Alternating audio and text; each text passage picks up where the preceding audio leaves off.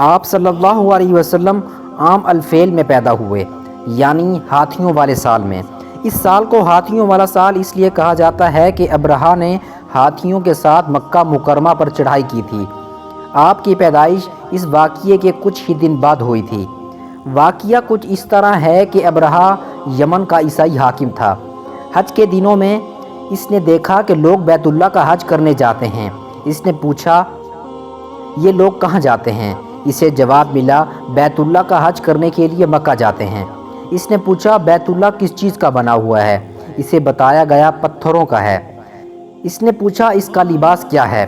بتایا گیا، ہمارے ہاں سے جو دھاری دار کپڑا جاتا ہے اس سے اس کی پوشاک تیار ہوتی ہے۔ ابرہہ عیسائی تھا۔ ساری بات سن کر اس نے کہا، مسیح کی قسم، میں تم لوگوں کے لیے اس سے اچھا گھر تعمیر کروں گا۔ اس طرح اس نے سرخ، سفید، زرد اور سیاہ پتھروں سے ایک گھر بنوایا۔ سونے اور چاندی سے اس کو سجایا۔ اس میں کئی دروازے رکھوائے۔ اس میں سونے کے پترے جڑوائے۔ اس کے درمیان میں جواہر لگوائے۔ اس مکان میں ایک بڑا سا یاقوت لگوایا، پردے لگوائے، وہاں خوشبوئیں سلگانے کا انتظام کیا۔ اس کی دیواروں پر اس قدر مشک ملایا جاتا تھا کہ وہ سیاہ رنگ کی ہو گئی، یہاں تک کہ جواہر بھی نظر نہیں آتے تھے۔ پھر لوگوں سے کہا، اب تمہیں بیت اللہ کا حج کرنے کے لیے مکہ جانے کی ضرورت نہیں رہی، میں نے یہیں تمہارے لیے بیت اللہ بنوا دیا ہے، لہٰذا اب تم اس کا طواف کرو۔ اس طرح کچھ قبائل کئی سال تک اس کا حج کرتے رہے، اس میں اعتکاف کرتے رہے، حج والے مناسک بھی یہیں ادا کرتے رہے۔ عرب کے ایک شخص نفیل خشمی سے یہ بات برداشت نہ ہو سکی۔ وہ اس مصنوعی خانہ کعبہ کے خلاف دل ہی دل میں کڑتا رہا۔ آج اس نے دل میں ٹھان لی کہ وہ ابرہہ کی اس عمارت کو گندہ کر کے چھوڑے گا۔ پھر ایک رات اس نے چوری چھپے بہت سی گندگی اس میں ڈال دی۔ ابرہہ کو معلوم ہوا تو سخت غضبناک ہوا، کہنے لگا، یہ کارروائی کسی عرب نے اپنے کعبہ کے لیے کی ہے، میں اسے ڈھا دوں گا، اس کا ایک ایک پتھر توڑ دوں گا۔ اس نے شام و حبشہ کو یہ تفصیلات لکھ دیں۔ اس سے درخواست کی کہ وہ اپنا ہاتھی بھیج دے۔ اس ہاتھی کا نام محمود تھا۔ یہ اس قدر بڑا تھا کہ اتنا بڑا ہاتھی روئے زمین پر دیکھنے میں نہیں آیا تھا۔ جب ہاتھی اس کے پاس پہنچ گیا تو وہ اپنی فوج لے کر نکلا اور مکہ کا رخ کیا۔ یہ لشکر جب مکہ کے کرب و جوار میں پہنچا تو ابرہہ نے فوج کو حکم دیا کہ ان لوگوں کی جانور لوٹ لیے جائیں۔ اس کے حکم پر فوجیوں نے جانور پکڑ لیے۔ ان میں حضرت عبد المطلب کے اونٹ بھی تھے۔ نفیل بھی اس لشکر میں ابرہہ کے ساتھ موجود تھا اور یہ حضرت عبد المطلب کا دوست تھا۔ حضرت عبد المطلب اس سے ملے، اونٹوں کے سلسلے میں بات کی۔ نفیل نے ابرہہ سے کہا، قریش کا سردار حضرت عبد المطلب ملنا چاہتا ہے۔ یہ شخص تمام عرب کا سردار ہے، شرف اور بزرگی اسے حاصل ہے، لوگوں میں اس کا بہت بڑا اثر ہے، لوگوں کو اچھے اچھے گھوڑے دیتا ہے، انہیں عطیات دیتا ہے، کھانا کھلاتا ہے۔ یہ گویا حضرت عبد المطلب کا تعارف تھا۔ ابرہہ نے انہیں ملاقات کے لیے بلا لیا۔ ابرہہ نے ان سے پوچھا، بتائیے آپ کیا چاہتے ہیں؟ انہوں نے جواب دیا، میں چاہتا ہوں میرے اونٹ مجھے واپس مل جائیں۔ ان کی بات سن کر ابرہہ بہت حیران ہوا۔ اس نے کہا، مجھے تو بتایا گیا تھا کہ آپ عرب کے سردار ہیں، بہت عزت اور بزرگی کے مالک ہیں، لیکن لگتا ہے مجھ سے غلط بیانی کی گئی ہے، کیونکہ میرا خیال تھا آپ مجھ سے بیت اللہ کے بارے میں بات کریں گے جس کو میں گرانے آیا ہوں اور جس کے ساتھ آپ سب کی عزت وابستہ ہے، لیکن آپ نے تو سرے سے اس کی بات ہی نہیں کی اور اپنے اونٹوں کا رونا لے کر بیٹھ گئے۔ یہ کیا بات ہوئی؟ اس کی بات سن کر حضرت عبد المطلب بولے، آپ میرے اونٹ مجھے واپس دے دیں، بیت اللہ کے ساتھ جو چاہے کریں، اس لیے کہ اس گھر کا ایک پروردگار ہے جو خود ہی اس کی حفاظت کرے گا، مجھے اس کے لیے فکر مند ہونے کی ضرورت نہیں۔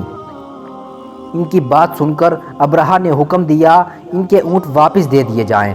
جب انہیں ان کے اونٹ واپس مل گئے تو انہوں نے ان کے سموں پر چمڑے چڑھا دیے، ان پر نشانات لگا دیے، انہیں قربانی کے لیے وقف کر کے حرم میں چھوڑ دیا تاکہ پھر کوئی انہیں پکڑ لے تو حرم کا پروردگار اس پر غضبناک ہو۔ پھر حضرت عبد المطلب ہیرا پہاڑ پر چڑھ گئے۔ ان کے ساتھ ان کے کچھ دوست تھے۔ انہوں نے اللہ سے درخواست کی، اے اللہ، انسان اپنے سامان کی حفاظت کرتا ہے، تو اپنے سامان کی حفاظت کر۔ ادھر سے ابرہہ اپنا لشکر لے کر آگے بڑھا۔ وہ خود ہاتھی پر سوار لشکر کے درمیان موجود تھا۔ ایسے میں ان کے ہاتھی نے آگے بڑھنے سے انکار کر دیا۔ وہ زمین پر بیٹھ گیا۔ ہاتھی والوں نے اسے اٹھانے کی کوشش کی لیکن وہ نہ اٹھا۔ انہوں نے اس کے سر پر ضربیں لگائیں، آنکس چبوائے، مگر وہ کھڑا نہ ہوا۔ کچھ سوچ کر انہوں نے اس کا رخ یمن کی طرف کیا تو وہ فوراً اس طرف چلنے لگا۔ اس کا رخ پھر مکہ کی طرف کیا گیا تو پھر رک گیا۔ ہاتھی والوں نے یہ تجربہ بار بار کیا۔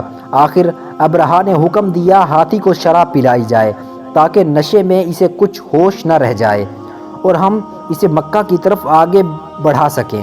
چنانچہ اسے شراب پلائی گئی لیکن اس پر اس کا بھی اثر نہ ہوا۔ ابرہا کی ہاتھی کو اٹھانے کی مسلسل کوشش جاری تھی کہ اچانک سمندر کی طرف سے ان کی طرف اللہ تعالی نے ابابیلوں کو بھیج دیا۔ وہ ٹیڈیوں کی جھنڈ کی طرح آئے۔ دوسری طرف حضرت عبد المطلب مکہ میں داخل ہوئے، حرم میں پہنچے اور کعبہ کے دروازے کی زنجیر پکڑ کر ابرہا اور اس کے لشکر کے خلاف فتح کی دعا مانگی۔ ان کی دعا کے الفاظ یہ تھے: اے اللہ، یہ بندہ اپنے قافلے اور اپنی جماعت کی حفاظت کر رہا ہے، تو اپنے گھر یعنی بیت اللہ کی حفاظت فرما، ابرہا کا لشکر فتح نہ حاصل کر سکے۔ ان کی طاقت تیری طاقت کے آگے کچھ بھی نہیں، آج سلیب کامیاب نہ ہوں۔ سلیب کا لفظ اس لیے بولا کہ ابرہا عیسائی تھا اور سلیب کو عیسائی اپنے نشان کے طور پر ساتھ لے کر چلتے ہیں۔ اب انہوں نے اپنی قوم کو ساتھ لیا اور ہیرا پہاڑ پر چڑھ گئے کیونکہ ان کا خیال تھا وہ ابرہا کا مقابلہ نہیں کر سکیں گے۔ اور پھر اللہ تعالی نے پرندوں کے جھنڈ بھیج دیے۔ یہ پرندے چڑیا سے قدرے بڑے تھے۔ ان میں سے ہر پرندے کی چونچ میں پتھر کے 3 ٹکڑے تھے۔ یہ پتھر پرندوں نے ابرہا کے لشکر پر گرانے شروع کیے۔ جو ہی یہ پتھر ان پر گرے، ان کے ٹکڑے ہو گئے، بالکل اسی طرح جیسے آج کسی جگہ پر سے بم گرایا جائے تو جسموں کے ٹکڑے اڑ جاتے ہیں۔ ابرہا کا ہاتھی محمود البتہ ان کنکریوں سے محفوظ رہا، باقی سب ہاتھی تہس نہس ہو گئے۔ یہ ہاتھی 13 عدد تھے، سب کے سب کھائے ہوئے نحوست کے مانند ہو گئے، جیسا کہ سورۃ الفیل میں آتا ہے۔ ابرہا اور اس کے کچھ ساتھی تباہی کا یہ منظر دیکھ کر بری طرح بھاگے، لیکن پرندوں نے ان کو بھی نہ چھوڑا۔ ابرہا کے بارے میں طبقات میں لکھا ہے کہ اس کے جسم کا ایک عضو الگ ہو کر گرتا چلا گیا، یعنی وہ بھاگ رہا تھا اور اس کے جسم کا ایک حصہ الگ ہو کر گر رہا تھا۔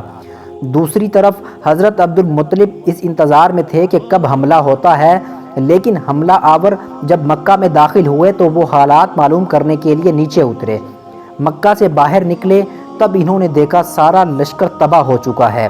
خوب مال غنیمت ان کے ہاتھ لگا، بے شمار سامان ہاتھ آیا، مال میں سونا چاندی بھی بے تحاشا تھا۔ لشکر میں سے کچھ لوگ ایسے بھی تھے جو واپس نہیں بھاگے تھے، یہ مکہ میں رہ گئے تھے۔ ان میں ابرہا کے ہاتھی کا محاوت بھی تھا جو محمود کو آگے لانے میں ناکام رہا تھا۔ ہمارے نبی حضرت محمد صلی اللہ علیہ وسلم اس واقعے کے چند دن بعد پیدا ہوئے۔ آپ جس مکان میں پیدا ہوئے وہ صفا پہاڑی کے قریب تھا۔ حضرت کعب احبار رضی اللہ تعالی عنہ روایت کرتے ہیں کہ میں نے تورات میں پڑھا تھا کہ رسول نبی کریم صلی اللہ علیہ وسلم کی پیدائش مکہ میں ہوگی۔ یہ کعب پہلے یہودی تھے، اس لیے تورات پڑھا کرتے تھے۔ دنیا میں آتے ہی حضور نبی کریم صلی اللہ علیہ وسلم روئے۔ حضرت عبد الرحمن بن عوف کی والدہ کہتی ہیں کہ جب حضرت آمنہ کے ہاں ولادت ہوئی تو میں وہاں موجود تھی۔ آپ صلی اللہ علیہ وسلم میرے ہاتھوں میں آئے، یہ غالباً دایا تھی، ان کا نام شفا تھا۔ فرماتی ہیں جب آپ میرے ہاتھوں میں آئے تو روئے۔ آپ کے دادا حضرت عبد المطلب کو آپ کی ولادت کی اطلاع دی گئی، وہ اس وقت خانہ کعبہ کا طواف کر رہے تھے۔ اطلاع ملنے پر گھر آئے، بچے کو گود میں لیا۔ اس وقت آپ کی والدہ نے ان سے کہا یہ بچہ عجیب ہے، سجدے کی حالت میں پیدا ہوا ہے، یعنی پیدا ہوتے ہی اس نے پہلے سجدہ کیا، پھر سجدے سے سر اٹھا کر انگلی آسمان کی طرف اٹھائی۔ حضرت عبد المطلب نے آپ کو دیکھا، اس کے بعد آپ کو کعبہ میں لے آئے، آپ کو گود میں لیے رہے اور طواف کرتے رہے، پھر واپس لا کر حضرت آمنہ کو دے دیا۔ آپ کو عرب کے دستور کے مطابق ایک برتن سے ڈھانپا گیا، لیکن وہ برتن ٹوٹ کر آپ کے اوپر سے ہٹ گیا۔ اس وقت آپ اپنا انگوٹھا چوستے نظر آئے۔ اس موقع پر شیطان بری طرح چیخا۔ تفسیر ابن مخلد میں ہے کہ شیطان صرف 4 مرتبہ چیخا۔ پہلی بار اس وقت جب اللہ تعالی نے اسے معلوم ٹھہرایا، دوسری بار اس وقت جب اسے زمین پر اتارا گیا، تیسری بار اس وقت چیخا جب حضرت محمد صلی اللہ علیہ وسلم کی پیدائش ہوئی، اور چوتھی مرتبہ اس وقت جب نبی کریم صلی اللہ علیہ وسلم پر سورۃ فاتحہ نازل ہوئی۔ اس موقع پر حضرت حسان بن ثابت کہتے ہیں، میں 8 سال کا تھا، جو کچھ دیکھتا اور سنتا تھا اس کو سمجھتا تھا۔ ایک صبح میں نے یثرب یعنی مدینہ منورہ میں ایک یہودی کو دیکھا۔ وہ ایک اونچے ٹیلے پر چڑھ کر چل رہا تھا۔ لوگ اس یہودی کے گرد جمع ہو گئے اور بولے، کیا بات ہے، کیوں چیخ رہے ہو؟ یہودی نے جواب دیا، احمد کا ستارہ طلوع ہو گیا ہے اور وہ آج رات پیدا ہو گئے ہیں۔ حضرت حسان بن ثابت بعد میں 60 سال کی عمر میں مسلمان ہوئے تھے۔ 120 سال کی عمر میں انہوں نے وفات پائی، گویا ایمان کی حالت میں 60 سال زندہ رہے۔ بہت اچھے شاعر تھے۔ نبی کریم صلی اللہ علیہ وسلم کی اپنے اشعار میں تعریف کیا کرتے تھے اور دشمنوں کی برائی اشعار میں بیان کرتے تھے۔ غزوات کے موقع پر اشعار کے ذریعے مسلمانوں کو جوش دلاتے تھے۔ اسی بنیاد پر انہیں شاعر رسول کا خطاب ملا تھا۔ حضرت کعب احبار رضی اللہ تعالیٰ عنہ فرماتے ہیں کہ میں نے تورات میں پڑھا ہے کہ اللہ تعالیٰ نے حضرت موسیٰ کو حضرت محمد صلی اللہ علیہ وسلم کی ولادت کے وقت کی خبر دے دی تھی، اور حضرت موسیٰ علیہ السلام نے اپنی قوم بنی اسرائیل کو اس کی اطلاع دے دی تھی۔ اس سلسلے میں انہوں نے فرمایا تھا، تمہارے نزدیک جو مشہور چمکدار ستارہ ہے، جب وہ حرکت میں آئے گا تو وہی وقت رسول اکرم صلی اللہ علیہ وسلم کی پیدائش کا ہوگا۔ یہ خبر بنی اسرائیل کے علماء ایک دوسرے کو دیتے چلے آئے تھے، اور اسی طرح بنی اسرائیل کو بھی حضرت محمد صلی اللہ علیہ وسلم کی ولادت کا وقت یعنی اس کی علامت معلوم تھی۔ حضرت عائشہ رضی اللہ تعالی عنہا سے روایت ہے کہ ایک یہودی عالم مکہ میں رہتا تھا۔ جب وہ رات آئی جس میں حضرت محمد صلی اللہ علیہ وسلم پیدا ہوئے تو وہ قریش کے ایک مجلس میں بیٹھا تھا۔ اس نے کہا، کیا تمہارے ہاں آج کوئی بچہ پیدا ہوا ہے؟ لوگوں نے کہا، ہمیں تو معلوم نہیں۔ اس پر اس یہودی نے کہا، میں جو کچھ کہتا ہوں اسے اچھی طرح سن لو۔ آج اس امت کا آخری نبی پیدا ہو گیا ہے، یعنی وہ قریشی ہے۔ اس کے کندھے کے پاس ایک علامت ہے، یعنی مہر نبوت۔ اس میں بہت زیادہ بال ہیں، یعنی گھنے بال ہیں، اور یہ نبوت کا نشان ہے۔ نبوت کی دلیل ہے، اس بچے کی ایک علامت یہ ہے کہ وہ 2 رات تک دودھ نہیں پیے گا۔ ان باتوں کا ذکر اس کی نبوت کی علامات کے طور پر پرانی کتب میں موجود ہے۔ علامہ ابن حجر نے لکھا ہے کہ یہ بات درست ہے، آپ نے 2 دن تک دودھ نہیں پیا تھا۔ یہودی عالم نے جب یہ باتیں بتائیں تو لوگ وہاں سے اٹھ گئے۔ انہیں یہودی کی باتیں سن کر بہت حیرت ہوئی تھی۔ جب وہ لوگ اپنے گھروں میں پہنچے تو ان میں سے ہر ایک نے اس کی باتیں اپنے گھر کے افراد کو بتائیں۔ عورتوں کو چونکہ حضرت آمنہ کے ہاں بیٹا پیدا ہونے کی خبر ہو چکی تھی، اس لیے انہوں نے اپنے مردوں کو بتایا، ذرا چل کر مجھے وہ بچہ دکھاؤ۔ لوگ اسے ساتھ لیے حضرت آمنہ کے گھر کے باہر آئے، ان سے بچہ دکھانے کی درخواست کی۔ آپ نے بچے کو کپڑے سے نکال کر انہیں دے دیا۔ لوگوں نے آپ کے کندھے پر سے کپڑا ہٹایا۔ یہودی کی نظر جوں ہی مہر نبوت پر پڑی، وہ فوراً بے ہوش ہو کر گر پڑا۔ اسے ہوش آیا تو لوگوں نے ان سے پوچھا، تمہیں کیا ہو گیا تھا؟ جواب میں اس نے کہا، میں اس غم سے بے ہوش ہوا تھا کہ میری قوم میں سے نبوت ختم ہو گئی، اور اے قریشیو، اللہ کی قسم یہ بچہ تم پر زبردست غلبہ حاصل کرے گا اور اس کی شہرت مشرق سے مغرب تک پھیل جائے گی۔